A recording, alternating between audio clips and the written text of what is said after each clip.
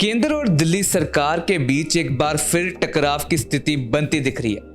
केंद्रीय गृह मंत्रालय ने सोमवार को लोकसभा में एक विधेयक पेश किया है जो कि लेफ्टिनेंट गवर्नर यानी उपराज्यपाल को अधिक शक्तियां देने का है। यह बिल उपराज्यपाल को कई विवेकाधीन शक्तियां देता है जो दिल्ली के विधानसभा से पारित कानून के मामलों में भी लागू होती है। प्रस्तावित कानून यह सुनिश्चित करता है कि मंत्री परिषद के फैसले लागू करने से पहले उपराज्यपाल की राय के लिए उन्हें जरूरी मौका दिया जाना चाहिए। इसका अर्थ हुआ कि मंत्रिमंडल को कोई भी कानून लागू करने से पहले उपराज्यपाल की राय लेनी जरूरी होगी। इससे पहले विधानसभा से कानून पास होने के बाद उपराज्यपाल के पास भेजा जाता था। 1991 में संविधान के 239 जी हाँ 239 AA अनुच्छेद के जरिए दिल्ली की केंद्र शासित राज्य का दर्जा दिया गया था। इस कानून के तहत दिल्ली की विधानसभा को कानून बनाने की शक्ति हासिल है, लेकिन वह सार्वजनिक व्यवस्था, जमीन और पुलिस के मामले में ऐसा नहीं कर सकते। केंद्र से बढ़ सकता है टकराव। जी हां, दिल्ली और केंद्र सरकार के बीच टकराव कोई नई बात नहीं है।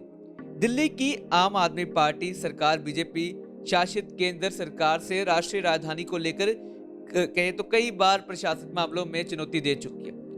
दिल्ली की राष्ट्रीय राजधानी क्षेत्र सरकार बिल संशोधन के 2021 को सोमवार को केंद्रीय गृह मंत्री जी ने किशन रेड्डी ने पेश किया।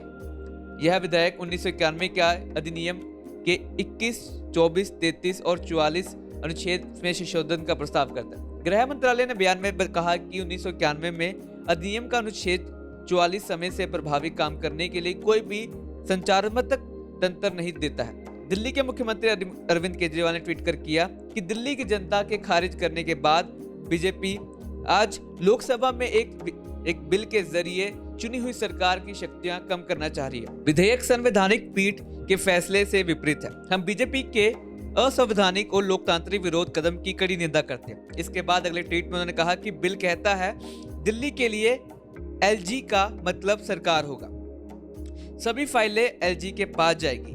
यह संवैधानिक पीठ के 4.7.18 फैसले के खिलाफ है जो कहता है कि LG को फाइलें नहीं भेजी जाएगी। चुनी हुई सरकार सभी फैसले लेगी और फिर फैसले की कॉपी LG को भेजेगी। प्रस्तावित विधेयक पर दिल्ली कांग्रेस ने भी आपत्ति जताई है। उसका कहना है यह न केवल दिल्ली सरकार की शक्तियों को कम करेगा बल्कि यह दिल्ली के लोगों की शक्तियों पर भी सीधा हमला है जिन्होंने लोकतांत्रिक प्रक्रिया के जरिए सरकार चुनी है।